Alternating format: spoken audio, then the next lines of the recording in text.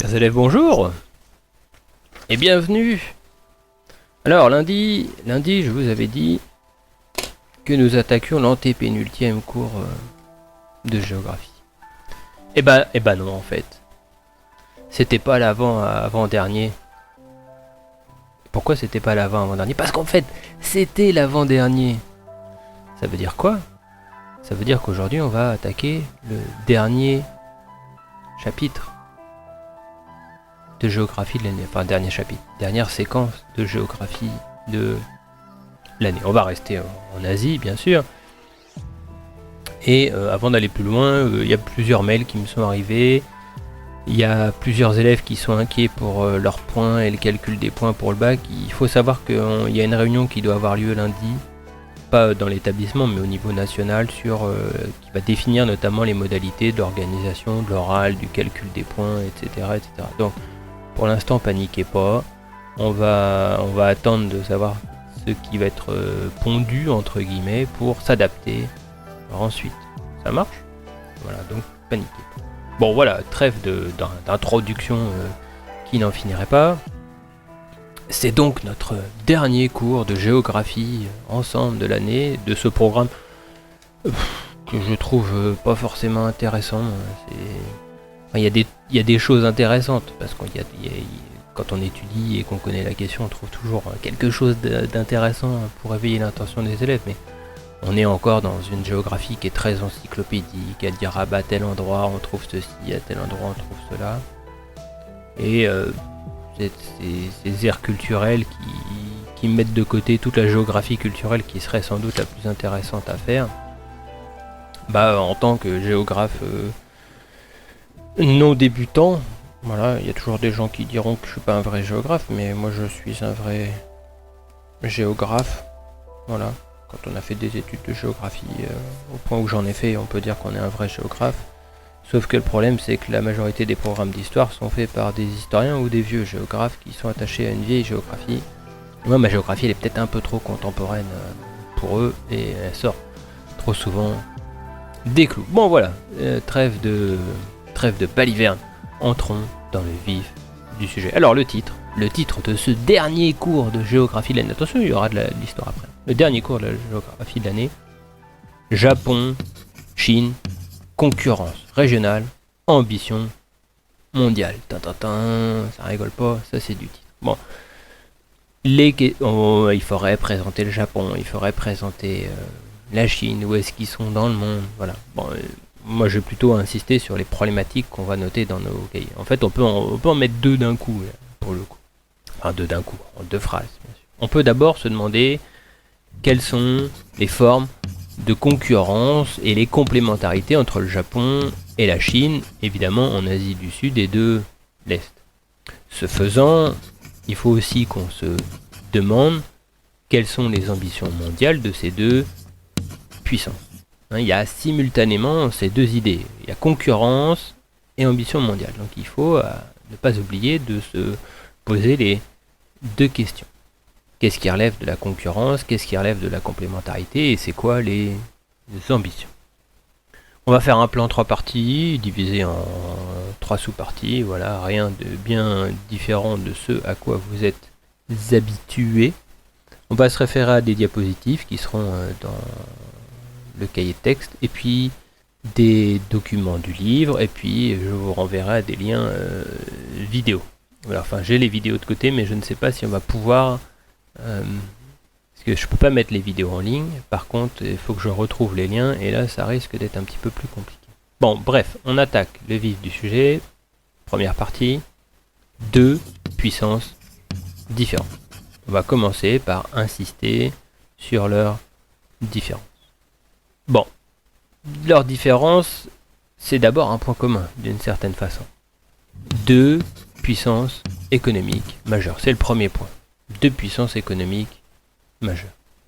Commençons avec une diapositive. La diapositive numéro 1. Au travers de cette diapositive, vous pouvez comparer les PIB de la Chine et du Japon. Et on peut observer un décalage dans le temps, décalage temporel en termes de puissance. Et on peut commencer par partir là-dessus. c'est que le Japon, c'est une ancienne puissance industrielle. Et cette ancienne puissance industrielle, elle a débuté à l'ère Meiji. Alors Meiji, c'est M-E accent aigu I-J-I, ça fait beaucoup de points. Hein. Alors l'ère Meiji, c'est à la fin du 19e siècle. Et depuis le 20e siècle. C'est le nom de la dynastie des empereurs régnant à ce moment-là. La Chine, elle a un PIB plus grand depuis 2010. Plus grand que le Japon. Et ça, c'est le fruit d'une ouverture qui s'est produite dans les années 90. Et depuis 2018, il y a quelque chose de notable, c'est que la Chine, elle investit même plus dans la recherche et le développement que le Japon, alors que dans les représentations communes qu'on a, le pays de l'innovation technologique, c'est le Japon. Pendant longtemps, la Chine, elle avait basé sa croissance sur la division internationale du travail, c'est-à-dire qu'elle a connu cet essor économique parce qu'elle a accueilli des délocalisations de nombreuses entreprises. Et ben aujourd'hui, c'est plus le cas. Si elle investit plus que le Japon dans la recherche et le développement. Reste que le Japon est toujours une puissance économique majeure. C'est la 3e puissance économique au monde. Donc, le Japon reste une puissance majeure. Ceci étant fait, j'aimerais qu'on aborde un autre aspect et qu'on compare les dettes de ces deux pays au travers de 2 vidéos que je vous invite à regarder. Alors, j'espère que je retrouverai le lien d'ici là. Là, j'enregistre avant de rechercher le lien, donc j'espère que ça va marcher. Donc, vidéo, nous disions. Donc, ces 2 vidéos, elles permettent de comparer le rapport à la dette. Ces 2 puissances, ce sont les premières créancières des États-Unis. Le Japon, c'est le premier depuis 2016. Hein, il a racheté à la Chine pour 41 milliards.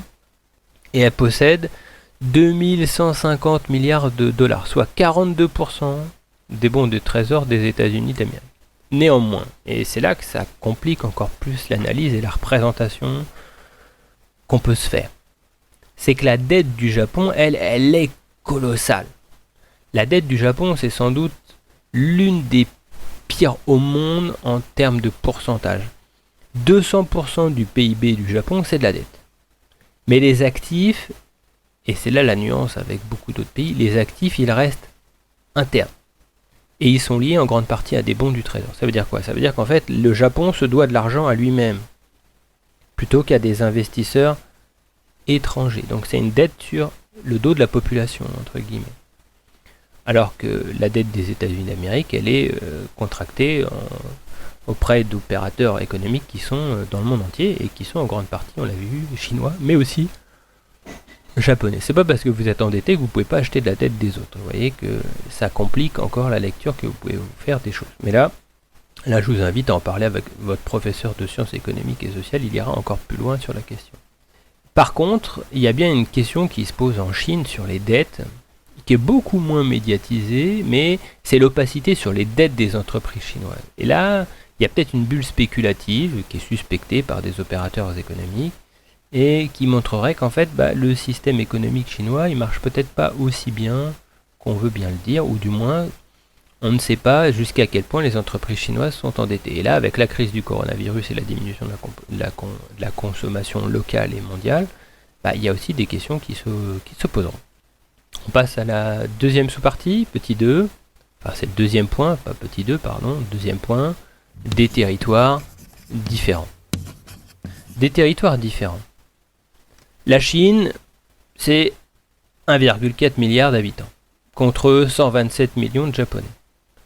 Mais tous les deux ont quand même quelque chose en commun, c'est qu'elles sont confrontées à un vieillissement de leur population. Ouvrez vos livres, page 338. On a un document qui nous intéresse, page 338. Et ce document, il revient sur les habitants, la population. En fait, ces habitants, ils vivent sur des territoires différents. La Chine, c'est le 4e État au monde en termes de superficie, avec ses 9,6 milliards de kilomètres carrés. Alors que le Japon, entre guillemets, il ne fait que 378 000 kilomètres carrés. Une autre différence, c'est que la Chine, elle est d'un seul tenant, alors que le Japon, c'est un archipel composé de 4 grandes îles, d'une centaine de petites îles, et du coup, elle possède la puissance nippone, elle est liée à une très vaste, à une très grande zone économique exclusive. Je ne vais pas vous refaire le cours sur les zones économiques exclusives, vous l'avez dans vos cahiers. Deux petites vidéos pour aller un petit peu plus loin, enfin une petite vidéo pardon pour aller un petit peu plus loin, une vidéo sur Baotou. Donc je vous laisse visionner celle-ci. Le Japon, il est dépendant vis-à-vis de ressources stratégiques. Et la situation de la Chine, elle est en revanche différente. Pourquoi? Parce qu'elle produit du fer, elle produit du charbon, elle produit du pétrole, elle produit de nombreux produits agricoles, du blé, du riz, il ne faut pas l'oublier. Et puis, elle a un avantage. Elle possède 97% des terres rares actuellement exploitées. Attention, on parle de celles qui sont exploitées. C'est aussi, la Chine, le premier producteur mondial d'électricité. Une électricité qui est produite, il ne faut pas l'oublier, aux 3/4 par du charbon. Et la Chine, elle est aussi le premier consommateur mondial en énergie. Et elle reste malgré tout très dépendante envers le pétrole étranger. Donc les terres rares, on peut définir ce que sont les terres rares. On note quoi dans nos cahiers? Que les terres rares, c'est l'ensemble des 17 métaux indispensables à la confection des produits optiques, électroniques et électriques. Et parmi eux, on peut citer le lithium, avec lequel on fabrique des batteries. On peut citer le cérium. Alors lithium, L-I-T-H-I-U-M. Et le cérium, C-E-R-I-U-M. On peut mettre 3 petits points. Alors, restons dans les points. Troisième point. Deux puissances différentes. Deux puissances différentes. Elles ne sont pas identiques, ces deux puissances. Le Japon, c'est une puissance incomplète. On a une monarchie constitutionnelle, c'est un pays qui est membre du G8, un allié majeur des États-Unis d'Amérique, mais son poids militaire et diplomatique, il reste faible. La Chine, elle est une puissance complète en comparaison de la Chine, du Japon, même si aux yeux de certains sa puissance est encore un petit peu incomplète, sa flotte navale serait pas encore à la hauteur. La Chine, c'est pas une démocratie, c'est pas une monarchie constitutionnelle, c'est un État autoritaire, c'est la République populaire de Chine, même si depuis 1978 elle s'est convertie à ce qu'elle appelle le socialisme de marché. La liberté des citoyens en Chine, c'est un mot. Dans la réalité, je préfère la situation politique de la France à celle de la Chine, du moins pour mes droits personnels. Elle est membre permanent du Conseil de sécurité et à l'Organisation des Nations Unies, et donc par là, elle dispose du droit de veto. C'est aussi une puissance nucléaire. La Chine possède l'arme nucléaire. Le Japon ne possède pas l'arme nucléaire. Le Japon, une grande partie de la population nippone a même pendant très longtemps été farouchement opposée à l'existence de l'arme nucléaire. Et pour cause. Les doubles bombardements du 6 et 9 août 1945 d'Hiroshima et Nagasaki. Rappelez-vous. La Chine, elle n'est pas membre du G8, elle est membre du G20. Reste que la puissance économique de la Chine aujourd'hui, elle est impressionnante, mais il faut la relativiser, parce que le niveau de vie des Chinois, lui, il reste faible. C'est une minorité en Chine qui profite vraiment de cette richesse. Mais une minorité sur 1,4 milliard d'habitants, évidemment, ça commence à faire beaucoup de gens dans l'absolu. Alors, on a parlé du socialisme de marché. Il faut le définir. C'est quoi le socialisme de marché? Donc on va noter dans nos cahiers que c'est l'expression désignant un système économique combinant la dictature du Parti communiste chinois et l'ouverture au libéralisme économique. Voilà, ça c'était notre première partie, deux puissances différentes. On passe à la deuxième partie. entre partenariat et rivalité. Entre partenariat et rivalité. Premier point qu'on va aborder, des économies indépendantes. On va ouvrir nos livres, page 336, on s'intéresse au document 14. Donc je vous laisse étudier ce document. Une fois que vous l'avez étudié, vous le mettez en parallèle avec 3 diapositives. La diapositive numéro 3.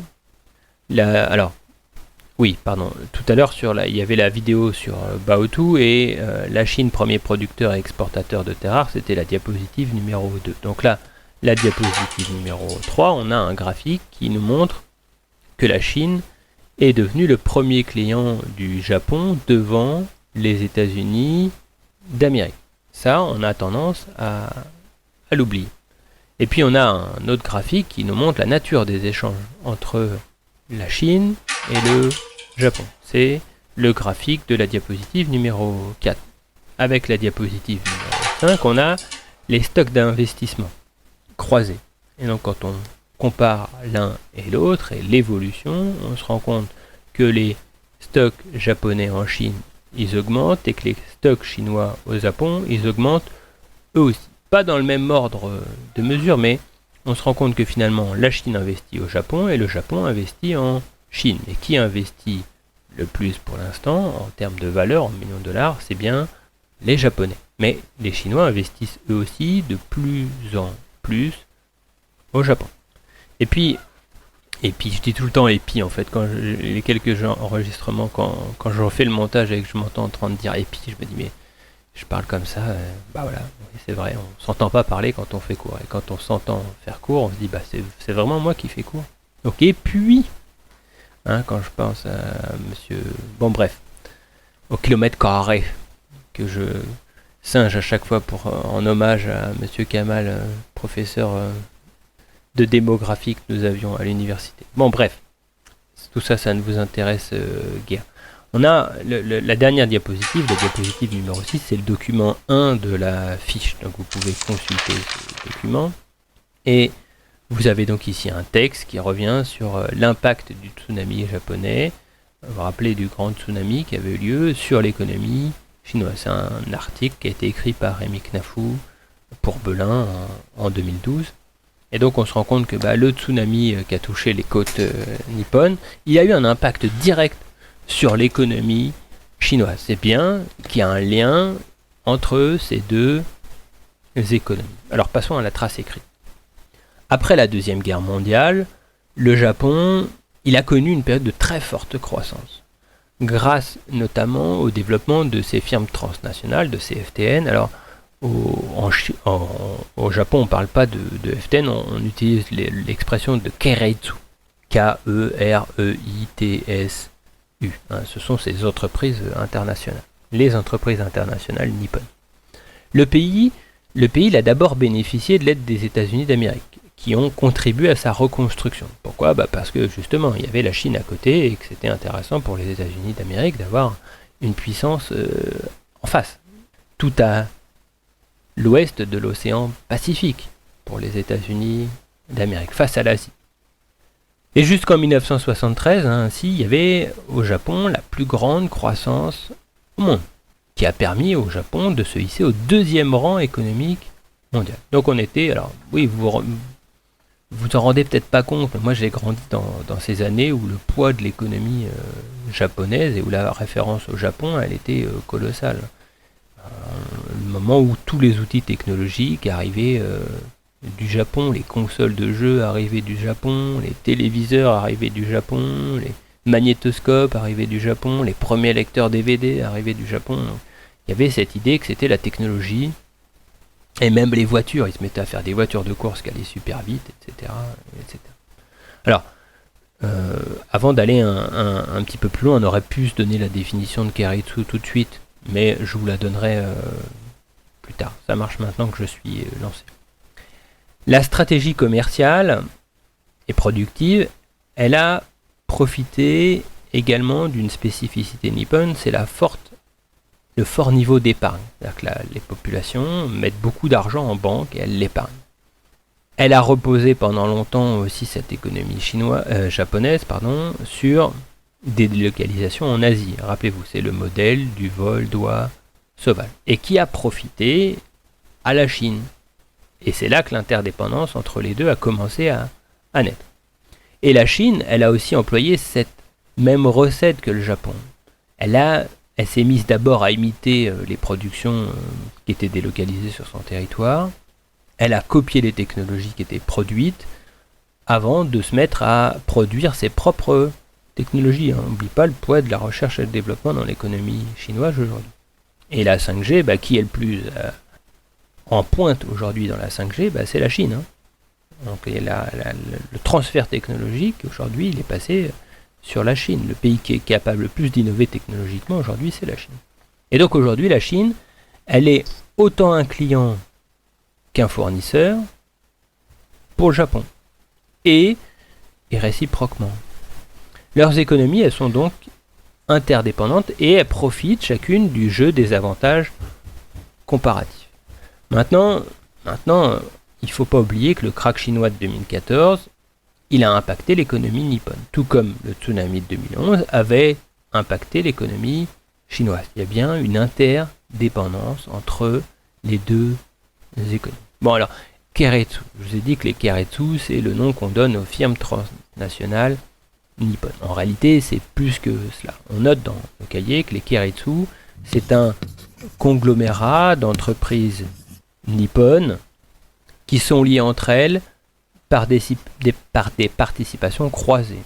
Et entrent aussi dans l'équation, bien souvent, des banques, des organismes financiers. Deuxième point, une rivalité culturelle et historique. Rivalité culturelle et historique. Ouvrons nos livres, page 333, on s'intéresse au document 4. Et puis on peut compléter. Et puis nous pouvons compléter avec une vidéo. Donc je vous ai mis je vais essayer de vous mettre le lien. Le lien c'est quoi? C'est Shinzo Abe ici qui se rend dans un cimetière militaire dans lequel on retrouve pêle-mêle des soldats morts au combat et des bourreaux qui ont, rappelez-vous, au cours de première, participé notamment au sac de Nankin, un massacre commis par l'armée nippone pendant la Deuxième Guerre mondiale sur des populations civiles. Bon, rivalité culturelle et historique, on disait.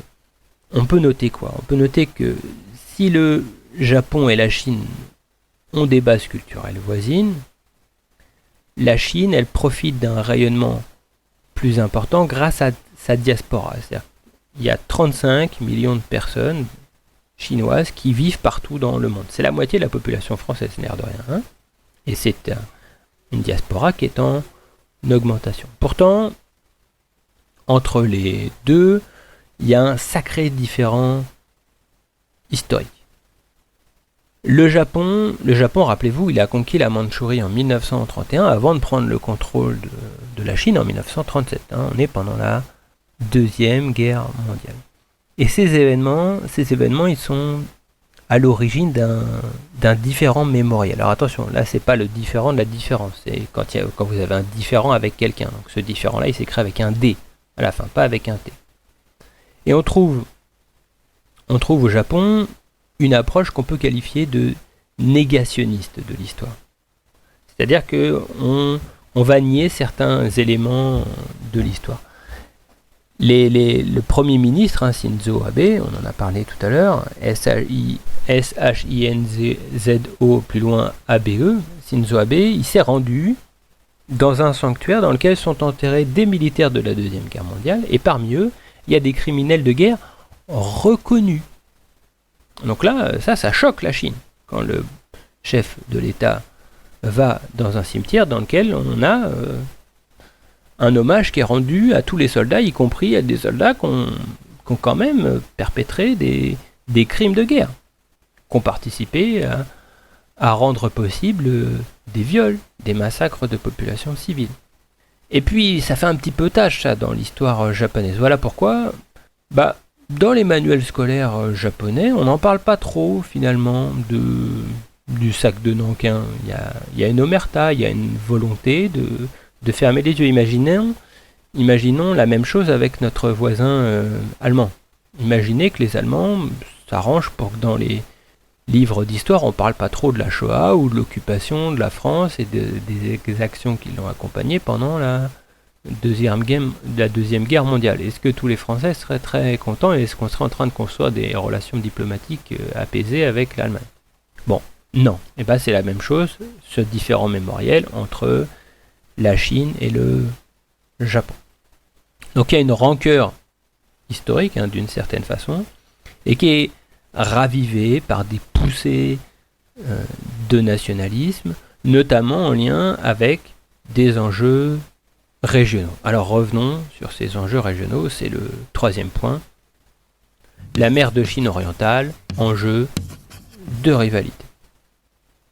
Ouvrons nos livres, page 332, on s'intéresse au document 1. C'est un document qui nous intéresse, qu'on peut coupler avec une diapositive, la diapositive numéro 8. On avait parlé, rappelez-vous, quand on a fait le cours sur les ZEE, des différends qui existaient entre le Japon et la Chine. Alors faisons un petit zoom, parce qu'il y en a un, notamment sur les îles Senkaku. Alors S-E-N-K-A-K. Et j'ai fait une capture d'écran ici. La capture d'écran, c'est celle du moteur de recherche chinois Baidu. L'État chinois, il empêche les citoyens de se connecter sur Google. Ils ne peuvent pas faire de recherche sur Google. Ils font leur recherche sur un autre moteur de recherche. Le moteur de recherche est Baidu. Ils ont, c'est un filtre. C'est une privation de liberté de circuler dans l'espace virtuel qui est mise en place par l'État chinois vis-à-vis de ses citoyens. Et bien sûr, la capture d'écran qu'on a ici de Baidu, on a l'État chinois qui encense les îles Senkaku, et ce drapeau chinois planté en haut des îles Senkaku montre bien une revendication chinoise sur ces territoires. Deux vidéos doivent normalement accompagner cette diapositive. Une vidéo qui revient sur le conflit des îles Senkaku et Diaoyu, et puis une autre vidéo qui montre des heurts qui sont liés à des poussées nationalistes, à une mobilisation de la population, principalement nippone, autour de la question de ces îles et de leurs attributions politiques. Donc on peut noter quoi dans nos cahiers? On peut noter que la mer de Chine, elle est le cadre de friction répétées entre le Japon et la Chine. Chacun des deux veut affirmer sa puissance aux confins du territoire pour contrôler des ressources stratégiques ou accéder à une zone économique exclusive. C'est-à-dire qu'il y a des différences sur la délimitation de leur ZE. Et le cas qu'on a évoqué, c'est celui des îles Senkaku, qui sont revendiquées par la Chine, mais qui, dans les faits, sont administrées par le Japon. Et on a une opposition qui débouche sur des affrontements fréquents. Et premier de ces affrontements, il est verbal. On a des joutes idéologiques qui sont redondantes, qui se répètent à propos de ces îles. Cette situation, elle représente un risque de déstabilisation régionale. En sus, la Chine, elle mène une politique expansionniste. Elle cherche, et on l'a vu, en transformant des îlots non habités, à agrandir sa ZE. Et les transformations qui sont apportées sur les îles Spratleys, avec les diapositives 11 et 12, vous pouvez les visionner. Bon, il y a même une caricature qui vient accompagner tout cela, c'est la diapositive numéro 13. Cette diapositive numéro 13, excusez-moi, il y a des allers-retours dans la pièce en même temps, alors je suis un petit peu perturbé, j'en étais où? La diapositive numéro 13, qui est un dessin publié dans le Khaleej Time, c'est un quotidien de Dubaï, en septembre 2012, montrait que finalement les politiciens chinois étaient main dans la main, ici, les deux économies du moins étaient main dans la main. Pourquoi? Parce qu'on l'a vu, il y a une interdépendance économique entre les deux, mais que c'était trouver quand même des intérêts à pour des électorats locaux à mobiliser la population les unes contre les autres au travers de ces questions. Donc, nous, ici, on peut ajouter que la Chine amène une politique expansionniste pour agrandir sa zone économique exclusive au détriment des autres pays voisins, comme c'est le cas, par exemple, au large des îles Spratleys. Et qu'en réalité, la mobilisation de la population, elle est plus à des finalités électorales qu'avec la vraie volonté pour les deux États de faire la guerre. Pourquoi ? Parce qu'ils ont des économies qui sont interdépendantes. On passe à la dernière partie, et oui, c'est la dernière partie du dernier cours de géographie. Il y a toujours un moment où c'est le dernier des derniers. Petit 3, Japon-Chine, deux puissances ambitieuses. Deux puissances ambitieuses. Commençons par le premier point. Des ambitions géopolitiques concurrentes. Bon, ça va être encore redondant, mais je vais vous demander de vous intéresser à deux documents, les documents 9 et 11 de la page 335, qu'on va coupler avec la diapositive numéro 14, une photographie ici de militaire. Donc cette diapositive vient en complément, et puis je vous invite aussi à visionner une vidéo. Cette vidéo, elle est là pour illustrer la puissance aérospatiale qui est devenue aujourd'hui la Chine. Et là, c'était la vidéo du lancement de Shenzhou 7, pour la petite histoire. Donc, je vous laisse regarder les documents, bien sûr, avant de passer à la trace écrite. Le but, c'est que vous réfléchissiez à en quoi, ici, on a des arguments et des éléments qui montrent qu'on a des ambitions géopolitiques concurrentes qui vous permettent d'enrichir la trace écrite que je vous donne, que je vous propose, plutôt. Donc, s'il existe une volonté de renforcer leur puissance militaire, les deux États, la Chine et le Japon, ils partent de situations initiales qui sont différentes. Pourquoi ? Parce que le Japon, il a été démilitarisé au lendemain de la Deuxième Guerre mondiale. Et sa constitution, elle contraint l'armée à ne viser qu'un rôle défensif. C'est-à-dire qu'en théorie, le Japon et son armée ne peut avoir une mission que défensive. Et on a squeezé tout le budget de l'armée en se disant on n'a pas besoin d'armée puisque de toute façon, on avait le bouclier états-unien qui était en place. Et l'une des punitions du Japon suite à la Deuxième Guerre mondiale, c'était de vivre cette démilitarisation. Cependant, depuis 2012, le budget de la défense nippone, il est en croissance. Et le gouvernement, il cherche un périmètre d'action plus grand face aux voisins chinois, dont le budget militaire, lui, progresse très rapidement et ça génère des inquiétudes de la part du Japon. Le Japon, il a aussi des inquiétudes vis-à-vis de la Corée du Nord et qui cherche à s'équiper de l'arme nucléaire, qui a sans doute déjà l'arme nucléaire et qui envoie régulièrement des missiles. Donc il y a cette crainte et il y a cette volonté de changer un petit peu la ligne politique qui est en place depuis 2012. La Chine, elle développe sa présence spatiale, ce qui la place aujourd'hui parmi les grands. Et puis sur Terre, laissons le domaine spatial de côté, et sur Terre, elle développe petit à petit son influence vers l'Ouest. Alors, comment ? Notamment par des organismes de coopération. C'est le cas de l'OCS. L'OCS, c'est l'Organisation de coopération de Shanghai. Elle met en place des accords bilatéraux, la Chine. Et puis, il ne faut pas l'oublier, elle développe aussi son collier de perles. C'est une stratégie de déploiement de ports qui lui permet un contrôle océanique un petit peu plus grand autour de l'océan Indien, notamment avec des bases à Djibouti, sur le continent africain. Et puis il y a le projet de la nouvelle route de la soie pour la connecter directement à l'Europe. Ça, c'est le projet. Pour l'instant, c'est plus un projet qu'une réalité, mais il y a cette stratégie de déploiement continental et de relier finalement la Chine au reste du continent, de faire le lien entre l'Asie et l'Europe. Et face à la Chine, le Japon, lui, il cherche à s'émanciper petit à petit de la tutelle des États-Unis d'Amérique, qui est née au lendemain de la Deuxième Guerre mondiale. Pourquoi ?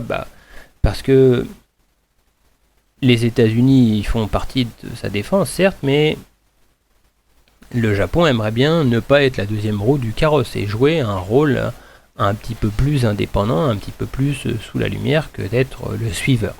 Et donc depuis 1992, le Japon il a décidé de participer aux opérations de maintien de la paix, notamment en Irak, ça a été le cas aussi en Afghanistan depuis 2000. Et puis, il revendique un fauteuil enfin depuis 2000, depuis 2001 hein, bien sûr. Mais depuis ces années, depuis ce nouveau siècle, entre guillemets, le début de ce nouveau siècle, et c'est là une nouvelle posture, il revendique aussi un fauteuil au Conseil de sécurité de l'Organisation des Nations Unies. C'est-à-dire qu'il est l'un des pays qui voudrait qu'on réforme le fonctionnement du Conseil de sécurité de l'Organisation des Nations Unies. Alors, je vous ai parlé tout à l'heure de l'OCS. On peut prendre le temps, si vous le voulez, de définir c'est quoi l'OCS. L'OCS, on l'a dit, c'est l'Organisation de coopération de Shanghai. Elle a été fondée en 2001 dans le but de favoriser la coopération politique et économique entre ses États membres.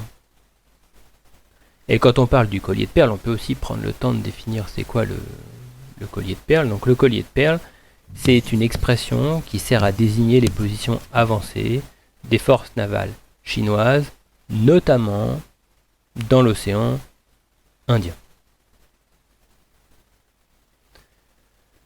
Et bah attaquons l'avant-dernière partie de ce cours.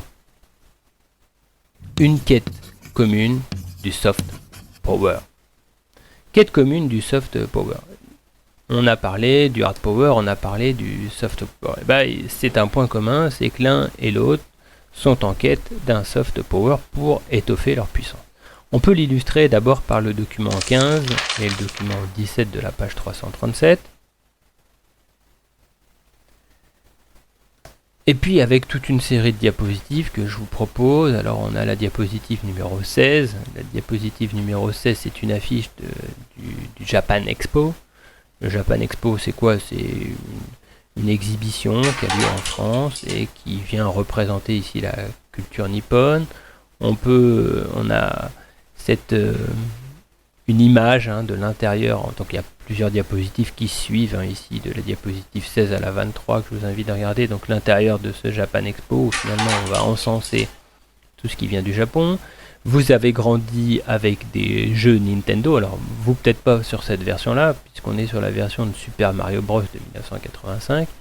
J'étais pas très vieux par rapport à vous, mais vous, le personnage de Mario est aujourd'hui devenu commun, et vous savez que ça vient du Japon. Et puis autre élément qui vient du Japon, avec lequel vous avez peut-être grandi, c'est le studio Ghibli, c'est-à-dire ces dessins animés, Princesse Mononoke, Mon voisin Totoro, quoi d'autre, Le voyage de Chihiro, il y en a d'autres, des productions du studio Ghibli et tous ces héros qui sont visibles sur la diapositive suivante. Nausicaa, génial celui-là, Nausicaa de la vallée du vent, je vous invite à le regarder. Le château dans le ciel, le château ambulant, Ponja de la falaise. Bon, les studios Ghibli, c'est une production colossale. On enchaîne ensuite avec les instituts Confucius, donc on est reparti à Madagascar, et oui j'ai réussi à parler de Madagascar ici. En fait on a la première pierre d'un institut Confucius qui est fabriqué à Madagascar. Cette fois c'est pas le Japon qui est à l'œuvre, c'est la Chine qui construit ici un institut Confucius. Donc on voit celui de l'université d'Antananarive qui lui est terminé sur l'image suivante. Ce sont des endroits où on peut apprendre à parler le chinois, et donc il contribue à la renommée de la Chine. Alors vous avez ensuite une carte sur les instituts Confucius dans le monde, et qui montre qu'on retrouve des instituts Confucius partout en Asie, au Japon et en Corée du Sud on en a en Thaïlande, en Indonésie, on en a un petit peu moins en Inde, mais on en a aussi. Et puis on voit leur déploiement aujourd'hui en Afrique, de nombreux pays en Afrique, et puis en Europe aussi, et même sur le continent américain, en Amérique du Nord comme en Amérique du Sud. C'est-à-dire qu'en fait, partout, les Japonais font en sorte qu'on parle de plus en plus le chinois, et que ça soit une langue communément parlée. On a d'autres outils du soft power chinois en Afrique, à travers la présence notamment des médias chinois, d'une diplomatie culturelle, on l'a dit, avec les instituts Confucius, de zones économiques spéciales qui sont implantées directement sur le territoire chinois.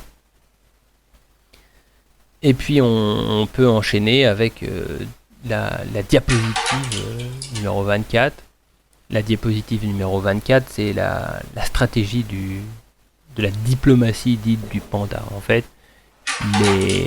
la Chine donne régulièrement des pandas. Alors, en fait, elle les donne pas vraiment. La vidéo numéro 25 vous aidera, enfin la vidéo que vous avez dans le lien vous aidera à y voir plus clair sur c'est quoi la diplomatie du panda. Je vous laisse la regarder.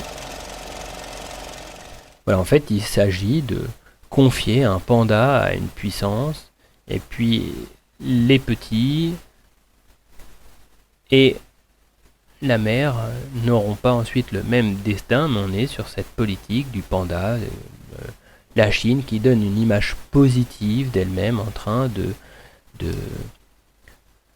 valoriser un animal qui n'existe qu'en Chine, endémique, menacé, mais qui est très aimé par l'ensemble des enfants parce que c'est assez mignon un panda. Hein. Bon, ça peut être très dangereux si vous le croisez évidemment, mais c'est un carnivore qui est devenu herbivore et qui est devenu un symbole de l'écologie dans le monde et qui est bien utilisé ici par l'État chinois comme outil diplomatique.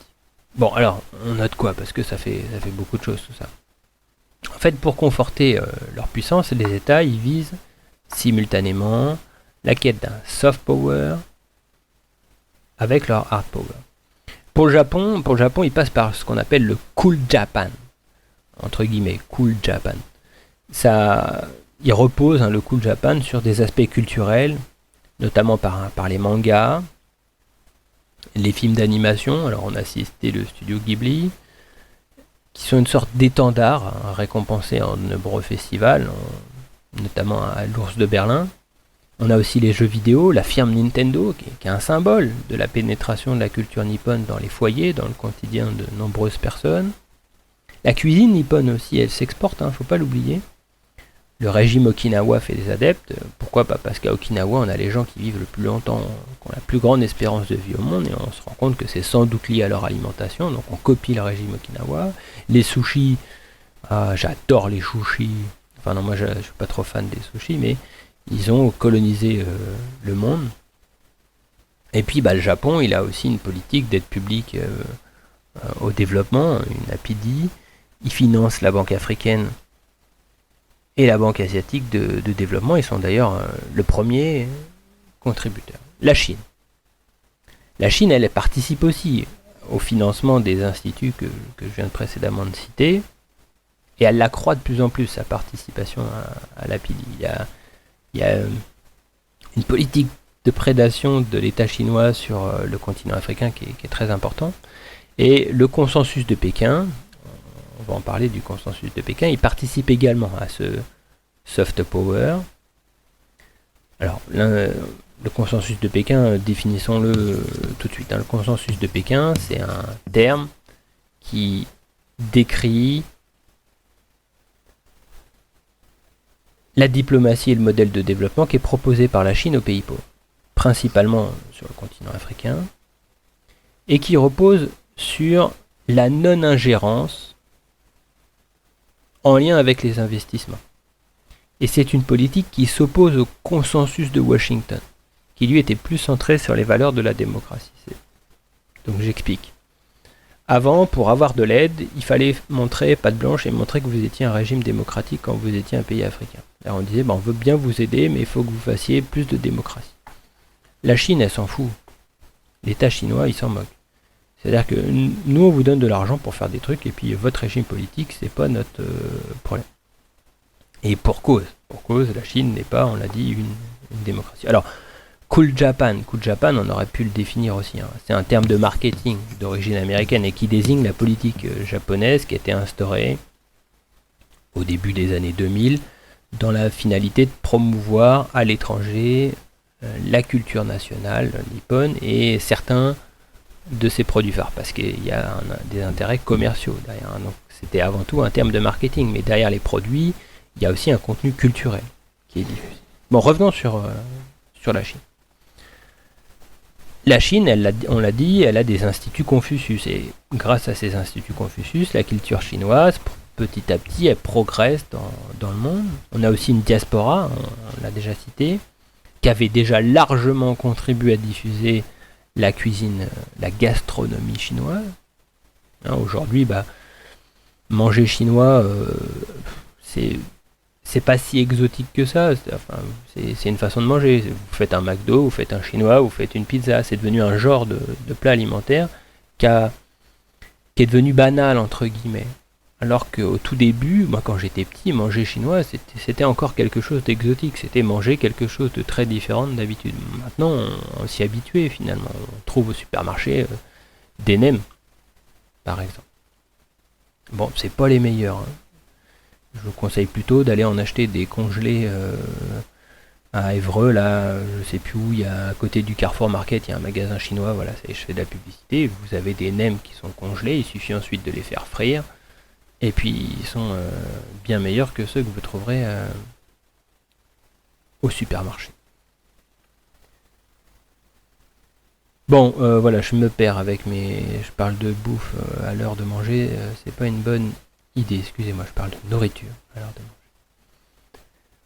Ensuite, elle étend aussi son pouvoir médiatique, la Chine, grâce à des médias comme CCTV. Elle a sa propre agence de presse, l'agence Xinyuan, XINHUA. Et puis en matière diplomatique, la Chine est mise également sur la diplomatie du panda, dont on a parlé précédemment. Ça consiste, on l'a dit, à offrir un panda géant en guise de cadeau à un pays étranger. Alors il n'est pas vraiment offert en réalité, il est prêté. C'est un peu plus compliqué que ça. Mais on est sur cette stratégie du panda et c'est toujours mignon, un panda. Bon dernier point du dernier cours de géographie de l'année. Ça y est, on y est. Des stratégies d'alliance régionales et mondiales. Une diapositive pour accompagner tout cela, la diapositive 26, qui revient, donc c'est le document 4 de la fiche, qui revient sur les principaux accords régionaux impliquant la Chine et le Japon. Et on voit que c'est un sacré imbroglio qui lie les uns avec les autres. On a les deux grandes puissances asiatiques, la Chine et le Japon, qui cherchent à nouer des alliances avec leurs voisins. Mais aucun des deux n'est pourtant membre de l'ASEAN, la principale organisation qui existe en Asie. En revanche, s'ils ne sont pas membres de l'ASEAN, ils font partie d'autres organisations qu'on appelle l'ASEAN plus 3 ou l'ASEAN plus 6. Alors il y a des projets ensuite. Il y a le projet de la RCPE qui devait faire de l'ASEAN plus 6 la plus importante zone de libre-échange au monde. Comment ? Eh bien en élargissant l'influence des deux grands jusqu'en Océanie. Donc là, il y avait quelque chose, une stratégie d'alliance pour obtenir un vaste espace commercial. À l'échelle mondiale, le Japon, lui, il investit comme la Chine en Afrique, on l'a vu, mais il se tourne également vers l'Est pour chercher à contrebalancer l'influence chinoise en investissant notamment en Amérique latine. Là où il existe déjà parfois une présence nippone importante, et c'est le cas par exemple au Pérou. On l'oublie, mais le président péruvien a été japonais. Ça peut vous surprendre, mais c'est comme ça. Alors, contrairement à la Chine, le Japon, il est aussi membre du TPP. Le traité...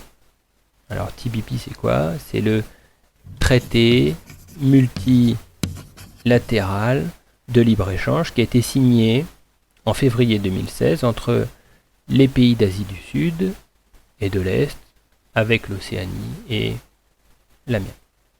Bon, concluons. Et oui, il est temps de conclure. Si les puissances économiques du Japon et de la Chine sont comparables, La Chine, c'est une puissance plus complète que le Japon. Et malgré une complémentarité économique qui est ancienne, une interdépendance qui est indéniable, les deux grands d'Asie y se livrent une concurrence historique, géopolitique, mais qui est également de plus en plus économique. Et les deux sont animés par des ambitions mondiales. Même si le Japon, il semble moins armé que la Chine dans cette compétition. Voilà, merci de votre attention. On est sur un cours ici qui fait une cinquantaine de minutes avec beaucoup de choses à noter. Et on va pouvoir tourner la page entre guillemets et attaquer de l'histoire. La semaine prochaine, la question de la gouvernance, du gouvernement, de gouverner sera à l'ordre du jour. Je vous souhaite une bonne fin de semaine, un bon travail et je vous dis au revoir. À bientôt.